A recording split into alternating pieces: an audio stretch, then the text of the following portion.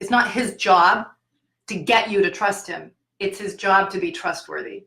You know, a lot of us use this language of, I need to show my spouse that I love them.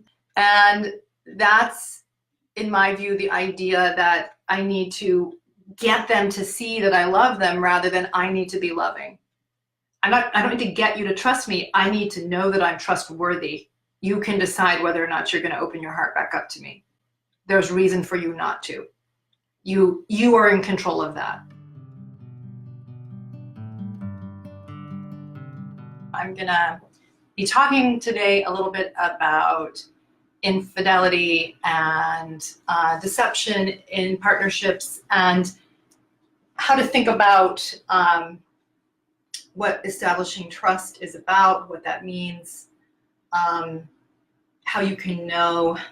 You know, a lot of us are looking to establish trust when trust has been broken, and it matters to us a lot often. And so that is to say that the idea of reestablishing trust matters to us because we don't like not being able to trust our partners clearly. And so I'm going to respond specifically to one of the questions I think that was submitted anonymously, and use that as a kind of reference point for answering this question, but I'll be answering it a little bit more broadly. Hello, everyone. I'd love to hear about your experiences recovering from deception or breaches in trust in your relationships. I discovered some evidence of emotional infidelity a year ago with my spouse. He didn't bring it up. We talked fairly extensively, and I don't blame him entirely for the issues related, hence me working on my relationship to desire so I can be a better self and show up better in my marriage. We didn't really address how to rebuild trust, and then he felt like trust was something I needed to give back. I think more recently he would have said it needed to be earned. I'm not entirely sure what that sentence means, if he felt that he needed to earn it, or I'm not sure exactly.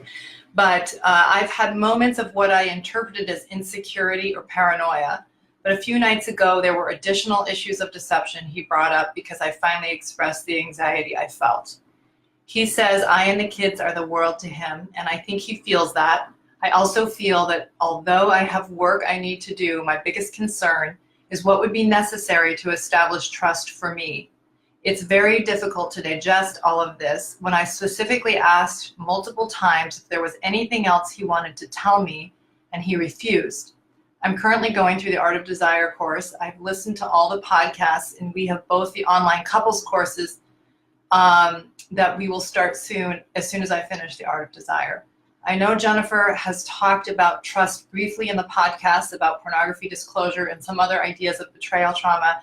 I'd love to know if there have been other discussions that may have more of what the process would look like, how I can be forthcoming about my concerns without blaming, and what I really need to look for in the future to track if this is something we are really resolving, and who's responsible for what part in that process. Okay, good. There's a lot of really good questions there, and I hope I can keep track of them and give enough response to them. One of the tricky things about this, and maybe we can even sort out a better way to do it, is that I have to make some assumptions to be able to make a response, and the more accurate those assumptions are, obviously the more relevant. So, you know, maybe at some point we will have Ruby or an anonymous other, if they want to be on the call, to actually be more in a conversation with me, because I think it might be a little bit easier for people listening to make the information relevant to them. Let me just start with a really basic idea. Infidelity, whether it's emotional, sexual, is a very easy thing for human beings to do, which is not me excusing it or saying it's inconsequential or we need to get over it. Because I think as human beings, we kind of want the security of partnership and a marriage, and we want to know our spouse is being loyal to us.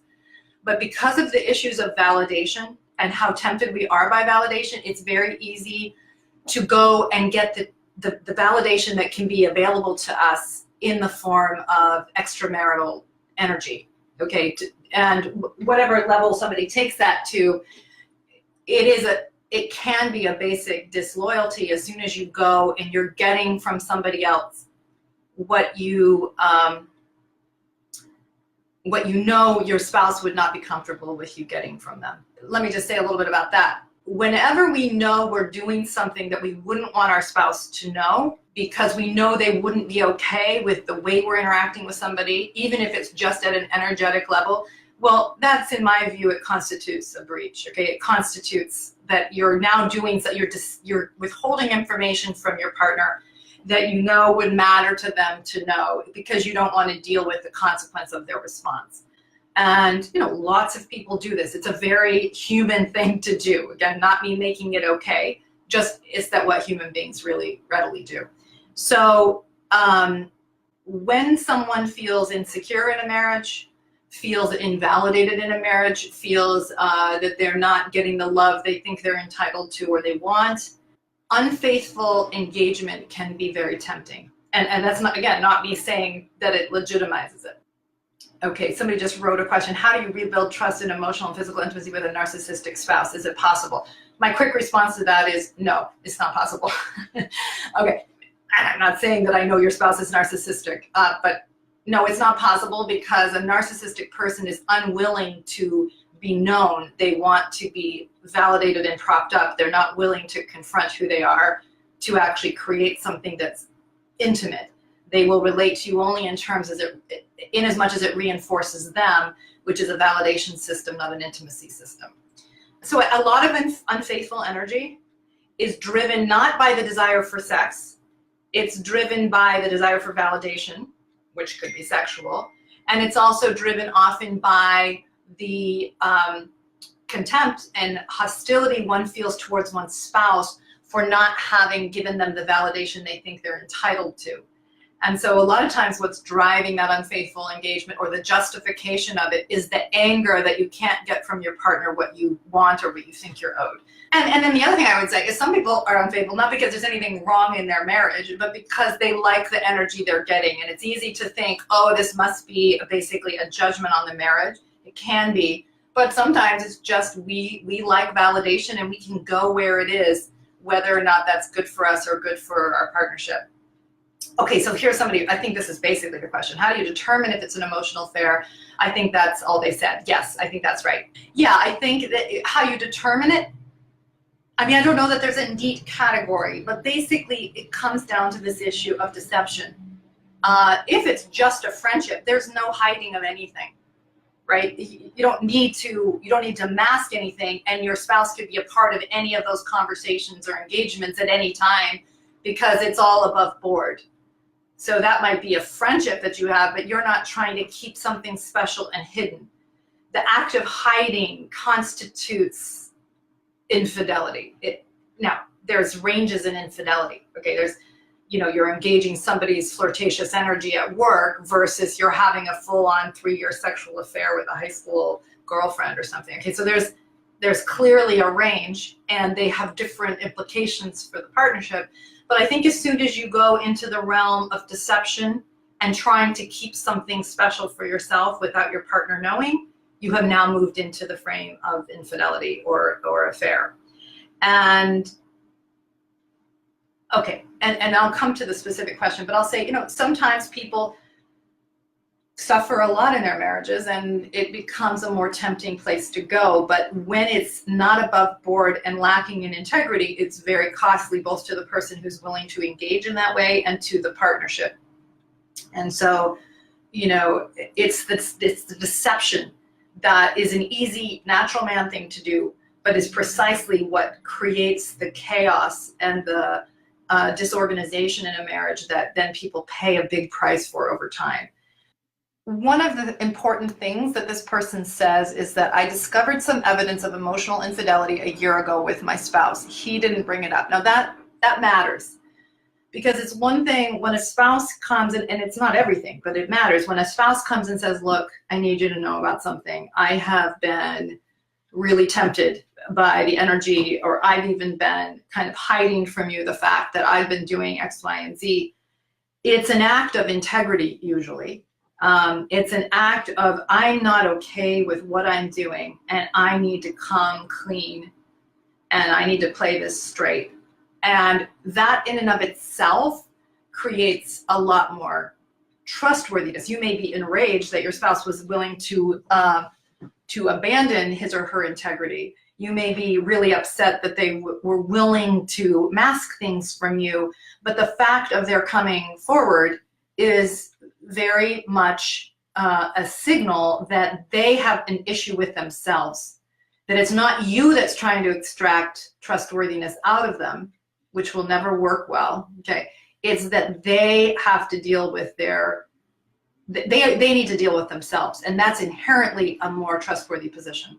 I talk about this a lot in the relationship course, is that the self-confrontation, the willingness to deal with who you are in the marriage. You may be getting information from your spouse, but you're not keeping them responsible for holding you to it. You take the information and you square it with your own integrity and your own issue with yourself. And then it's coming out of a solid position. And not only will you become more at peace with yourself when you deal with this, but you become inherently more trustworthy because your spouse, people close to you, track you as somebody who's dealing with himself or herself. So the fact of having to extract this from a spouse, it creates anxiety because of what it means. Were you going to ever tell me? How long were you going to hide this from? How did you feel justified in doing it, right? Those are all really important questions, and they are at the core of the question of trust. She goes on to say, we talked fairly extensively, and I don't blame him entirely for the issues related. Hence me working on my relationship to desire so I can be a better self and show up better in my marriage. Okay, now I wanted to speak to that a little bit because there's both strength in that and possible limitation in it.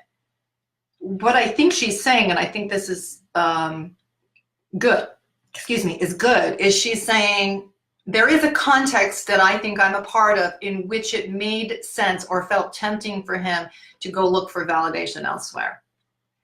And I think that's a legitimate position to take.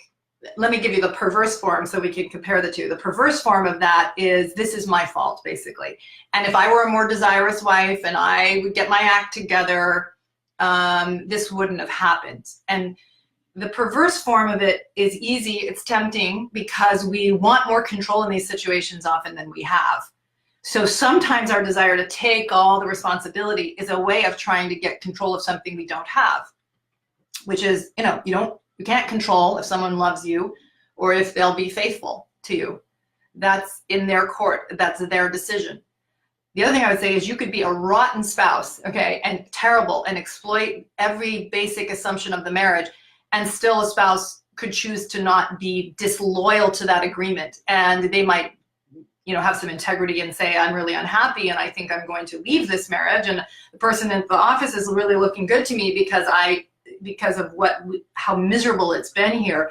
But at least that's above board, right? So nobody drives their spouse into infidelity. Everybody gets to decide who they are. But I think this person is taking a fair position because she's saying, I believe that I'm part of a context of meaning between us, which is not to say it's all my fault, in which he may have justified himself. And I want to work with at least the part I have control over. And I respect that position. She then says, we didn't really address how to rebuild trust. And then he felt like trust was something I needed to give back. Okay. And then she goes on to say, I think more recently he would have said it needed to be earned. So maybe what he's saying is he's taking a more moderate position within himself. I think that's maybe what she's saying. This is not an unusual position for someone who's been, what often happens is somebody who's breached the marital contract in some way has been kind of tortured by it. And then when the information comes forward, they feel relieved often.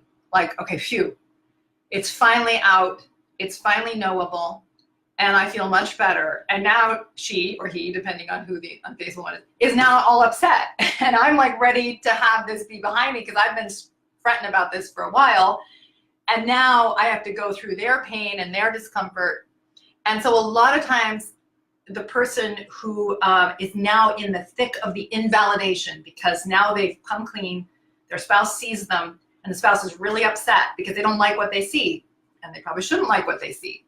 They're saying, wait, you've been presenting as Mr. Nice Guy or a trustworthy woman, when in fact you've been willing to be dishonest with me, to see me over the course of a year or more or whatever it is, and I don't like what I see. And that's a fair position. It's true.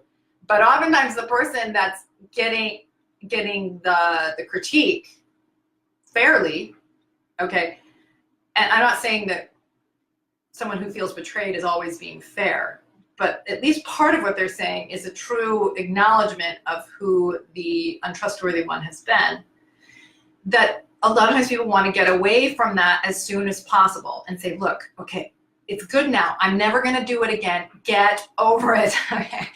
And, they want the other person to settle down and to start giving them trust. And it's a way of trying to get or extract the reflected sense of self that they want and get away from what they have control over, which is what kind of person they are. They don't have control over whether or not they get their spouse's approval. They only have control over the kind of person they are. And often the move we want to make is, I'm a better person, knock it off, get over it. Why do you have to keep persecuting me about this? And, if somebody is persecuting somebody over 2 years, okay, clearly, some people do.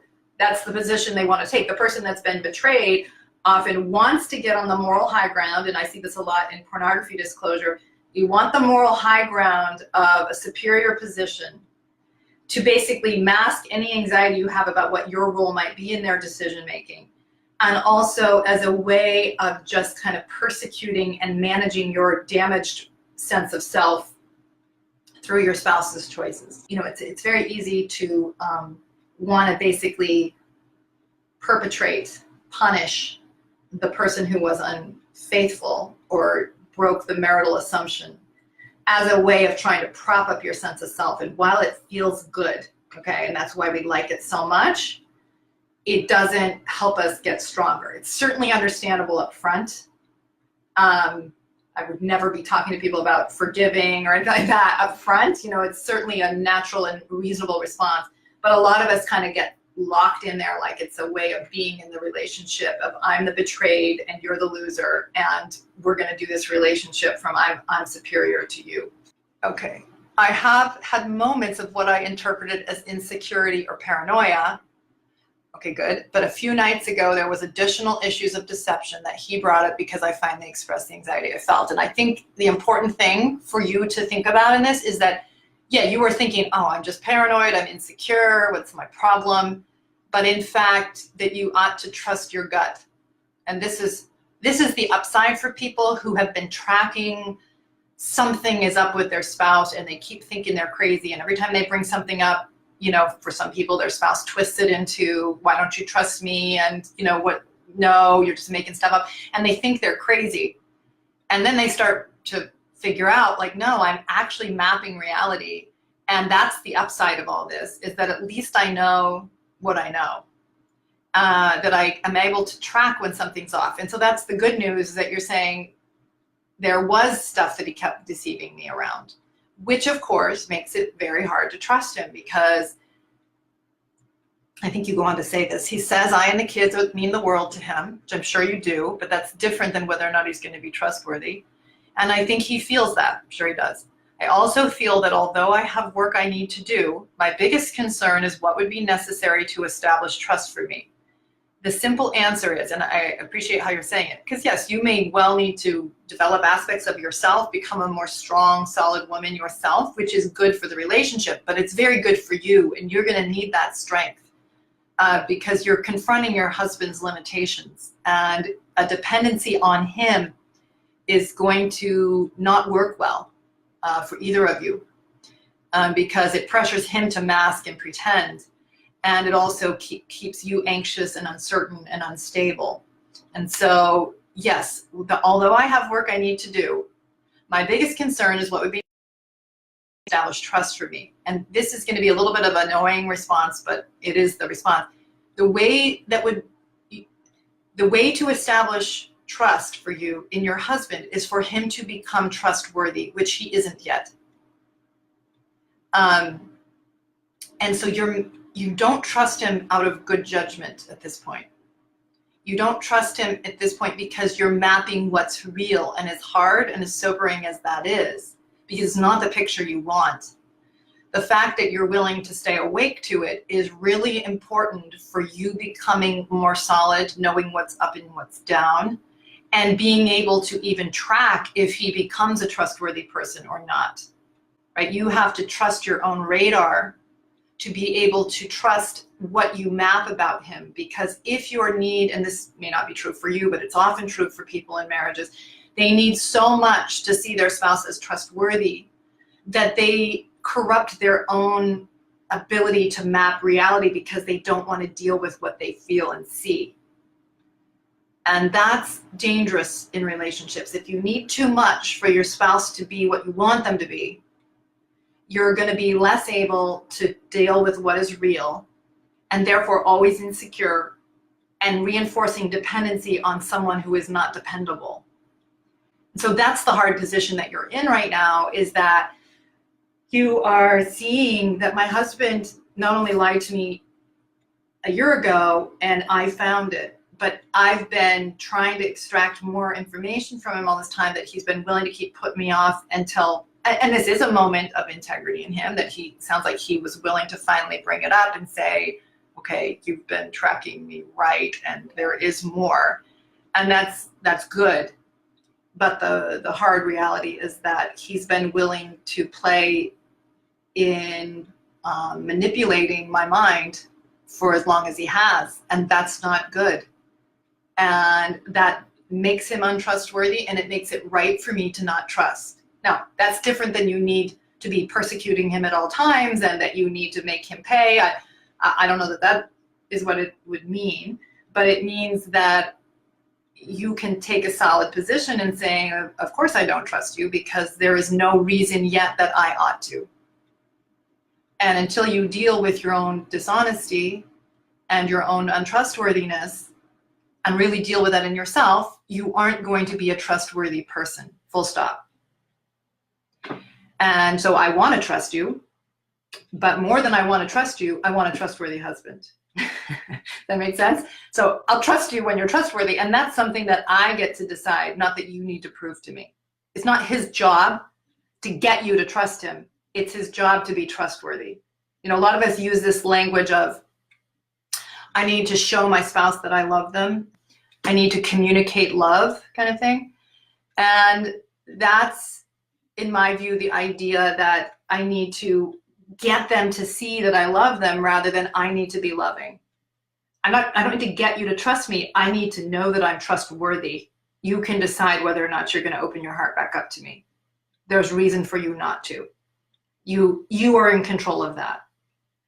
And I think it's fair in any situation like this to see that a couple, usually in any breach, there is evidence of this couple needing to grow. Both the person who was willing to be unfaithful, but usually it's a marker of something that needs to grow up in the marriage. In this case, it may be about developing your sexuality and your ability to be in a full partnership out of a deeper sense of personhood, right? But I don't see that so much as, oh, he's been so sexually deprived that he's now looking elsewhere. That could be going on here. But what I think it more is that it's been a validation system that has, that is sort of crumbling, okay, as it needs to. And it's giving you the chance to each become stronger, higher integrity people that are more in a position to choose each other than to be dependent upon each other. Okay, this person is just going back to this narcissistic tendencies. I'm going to go past that for now because that might be something I can take up in another one. What if they hide it because they think you overreact, looking for something that isn't there? No, I'm going to just say a lot of people take that position. The reason I didn't tell you is because I just knew you, I didn't want to hurt you, or I knew you were going to freak out and be mean. Okay, well, look, an integrity position is irrespective of your response. I have a responsibility to be honest and play it straight. And it's an easy thing to want to justify deception. We're often looking for ways to do it, but that's basically the idea that, you know, you owe me good feelings about me, so I can lie to you if you don't give me that. Now, of course, if you're an overreactor, you want to think about why you are, because you're actually interfering from the information you say you supposedly want. And I think it's really worth thinking about, you know, what do I need to do for myself? Maybe I'm more interested in punishing him than I'm interested in knowing what's real. If I want to know what's real, probably need to settle down enough to actually get some real information that I need. This person says, I think we often over-accuse people for having emotional affairs. You are saying that hiding is a key to identifying it. Yes. What are some examples of situations that are not emotional affairs but are often misconstructed as such? I'm trying to think if I can think of something that's been misconstructed. I mean, it's kind of a high-level descriptor to say it's an emotional affair. I mean, an affair implies a sort of in-depth relationship that's gone on for a while. And maybe people would call what they can tell is flirtatious energy or masking a relationship. Maybe people want to call it an affair when in fact it's just a lower level form of validation seeking. That's possible that people would want to call that an affair as a way to get it into the form that they could then go after the other person. And people who maybe feel very jealous maybe would want to do that, that they have a difficult time with the fact that their partner can have other meaningful relationships or enjoy other people's company, but that they really aren't doing anything that's under the radar. I think it's just an important measure. You can be hiding something and still not have it be an affair. Okay, so you might be hiding something because your spouse really can't handle it. You have a friendship with somebody, and so you hide it. Just like people might hide, if they feel like their spouse can't handle them having their own life, they kind of hide their own life to manage the mind of their spouse.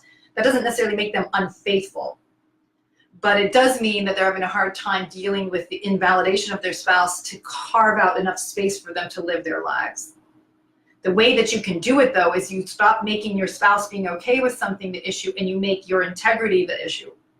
And so you're not hiding anything. You're saying, yeah, no, I'm doing that. You are welcome to come. You're welcome to be a part of it. And I have nothing to hide.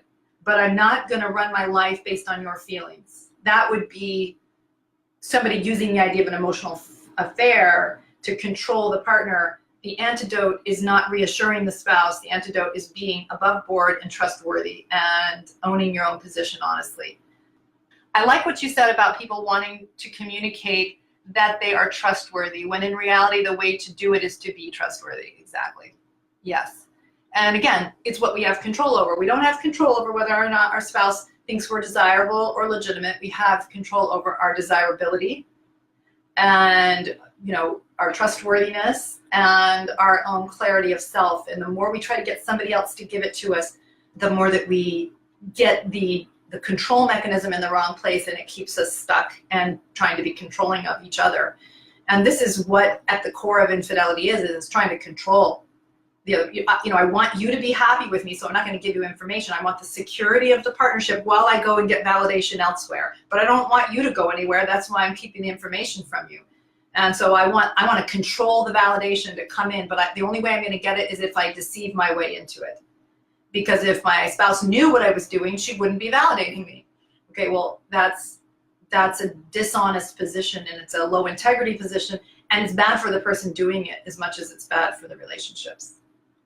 What does it say about a person that wants the attention of the opposite sex but has no desire to have an actual affair, emotional or physical? Yeah, I mean, I think what it is, and people can come out of their own vulnerabilities that can drive some of this. People may be like, I don't want to rupture my relationship. I have no interest in having any kind of an affair, but I certainly like getting people's attention. And it can feel, it's just trying to get validation. You're just trying to get the kind of IV drip of approval. And I think, that while it may be more minimal how destructive it is, the effort to do that can certainly be destructive because you're playing with validation and extracting something that, this is the question, would I be okay if my spouse were doing this? Even if I can sort of paper over it and make it inconsequential, do I know I'm doing something that I don't really respect in me and I wouldn't respect in somebody else? It's easy to think you're getting away with things like that, but people track energy all the time. People track sexual energy like crazy. This is how people, you know, we learn to map sexual energy and sexual interest from about age 11 on. And so, yeah, you can tell yourself that it's all innocent and inconsequential when in fact it really is doing and creating something, even if it's not, you know, in the form of an affair. How would you encourage a couple working on this to navigate what is reasonable? I don't quite understand the question. Let's see. I think maybe what you're saying is, what should this couple do? I mean, I think what I would say is that she's right to kind of own her own position and to be clear in it that, you know, I don't trust you. And that's not like where I want to be. I'd like for you to be trustworthy, but you've been very comfortable lying to me. And that's really concerning. And I've maybe wanted so much to see you as a certain kind of guy that I've been willing to be complicit on some level in that until a year ago. I don't know if that's true or not for this person, maybe not. But I think that, you know, I've been trying to extract the truth out of you for a year, and I appreciate you coming and telling me, but that's very concerning for me that that's what it took. And I have to look at, maybe I've been a person who's been easier to take advantage of than I realize. And I need to think about maybe if I am more a part of your unhappiness than I've wanted to see, not as a way of trying to control you into the right kind of husband, but to be fair and reasonable in the relationship.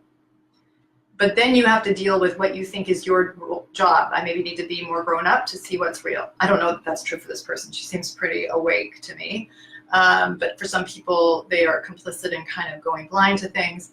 I need to think about what I may really have to deal with in myself to be a better partner. But that's not a guarantee that you're going to become a good partner to me. So I'll deal with my part. That's what it always is about.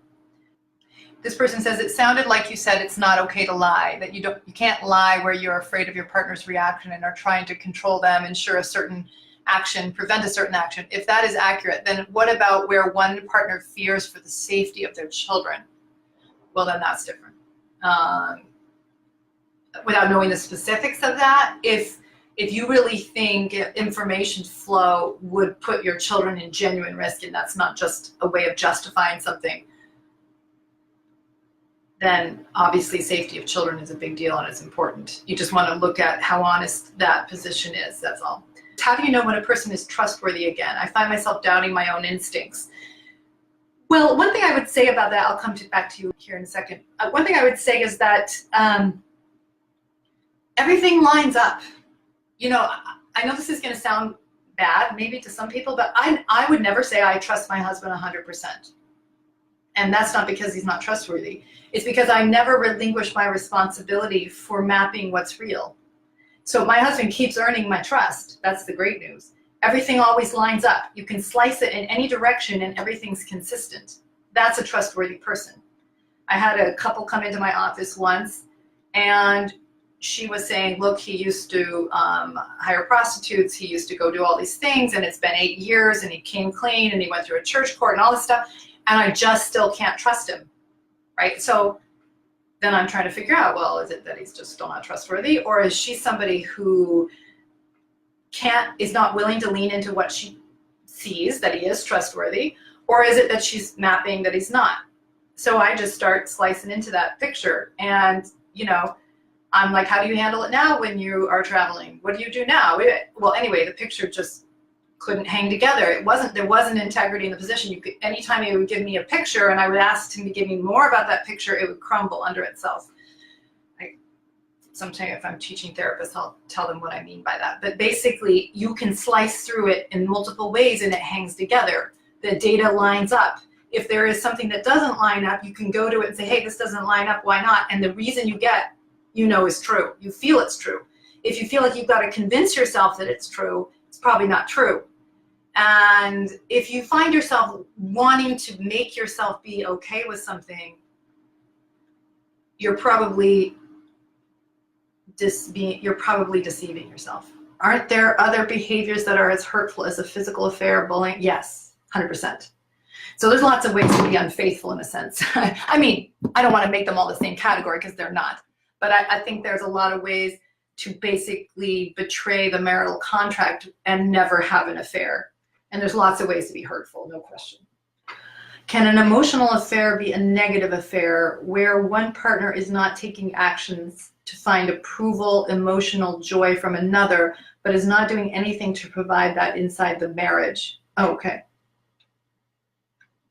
Yeah, that's just another version of I'm not bringing my best self to the marriage, and I'm not really dealing with my role. Again, there's a lot of ways to be cruel in a marriage. You can be cruel through sexual excessive, meaning sexually indulgent, unfaithful behavior, but you can also be untrue to a marriage by repressing your sexuality and telling your spouse to deal with it, right? There's a lot of ways to harm. And so you can join into a marriage and say, like, here I am, take me as I am, and if you're unhappy, you're the problem. A lot of people do that. And, you can create marriage as a kind of prison, or you can see it as a commitment to yourself and God about who you're going to be relative to that promise, to that arrangement, that you're going to bring your best self because this person has dared to join your life, and you're going to make it worth their while to the best of your ability. You can't make them be the ideal partner, but you can bring your best self. And that's not a doormat position. A lot of people think that's what I mean. I mean, you're bringing your best self, which is you're willing to deal with problems, you're willing to deal with the issues of your own integrity, you're willing to be a good friend. Good friends bring up hard things and deal with them straight, but you're willing to bring your best self. And when you don't do that, it creates pain. What if you've been trustworthy for some time, but your spouse is unwilling to confront her own anxiety and fear, but insists it's her instincts and still won't trust? Is there anything else one can do to show trustworthiness? Again, I wouldn't be showing trustworthiness. I think I would just say, if you think this is really what it is, if you're like, no, I really am being trustworthy and I have been for a long time, I think I would be talking more about like this. I think I would say, I really have been bringing my best, most trustworthy self, if it's true, to this marriage for X number of time. And I think your instincts, I can't control it. You get to decide if you trust me. You get to decide if you're going to deal with who I am now or not. I can't control that. Either your instincts are about that you have so much regressive fear that you can't map accurately what's happening, okay? And whether or not you're going to deal with that is up to you. Or are you basically invested in not trusting me, which a lot of people are. They're invested in not opening up trust again because they don't want the risk of re-engaging, and they'd rather be in the false safety, I guess I don't need quotes for that, the false safety of being in a superior position, of being the injured victim.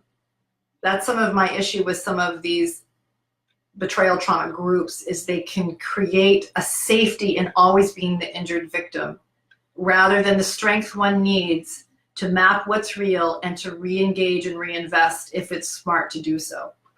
And I mean, I'm speaking somewhat globally because some of these groups may well do that. But okay, I'm going to take this last comment and then we'll stop. I'm taking the Art of Desire class. It makes sense that when sex feels obligated, but there's a little more to it. If the husband is addicted to porn, he's expecting my help in another way. If I get him off, then he isn't, oh no, then he isn't tempted by the porn. No, that's not true. No, we will take that up soon, okay? So I'm torn. No, the idea that if you have to give your spouse an orgasm so he won't look at porn is the wrong idea. First of all, lots of people are willing to do both, okay? Give me an orgasm and then I'm still gonna look at porn. And it's not the same thing, because it's not about a man having an orgasm, then he can control himself. A man's gonna control himself or not. He's going to be trustworthy or not. He's going to be straight about who he is or not. The issue of I don't want my spouse to suffer, well, that's a different question. You're not supposed to take care of his temptations. That's silliness. This is an idea that we have taught women and men for so long, and it keeps us stuck in the problem. It keeps us mired in our problem. I mean, I don't want to be obligated to take care of his temptations, most definitely. What you might want to think about is, am I a part of my spouse's unhappiness? And if I am, in what way? That's what I need to deal with. And what do I need to look at in myself if I think I'm a part of his unhappiness? If I think he's not happy sexually, how am I a part of that? But that's a very different question than I'm supposed to manage his sexuality so he doesn't look at porn. And sorry that I was a little bit snarky there. I hear these things so much that I start to get like, I hate that. But that is what so many of us have been taught, is precisely that idea. If you are a good wife and you put out sexually, then he won't. Therefore, you must do this. And it exactly creates the meaning that keeps people completely stuck. It entitles men often to their sexual indulgence, and it creates an obligation frame for women that makes them never want sex, for good reason. Because sex is about managing and trying to control you, not about trying to show up and care about you and share a part of me with you and really be with you. So it's hopefully as you go through the course, you'll be able to see more the paradigm shift that will help you step into a more healthy frame. Okay, I have to go. My goodness. So, all right, fun being with you, and I'll see you in a month.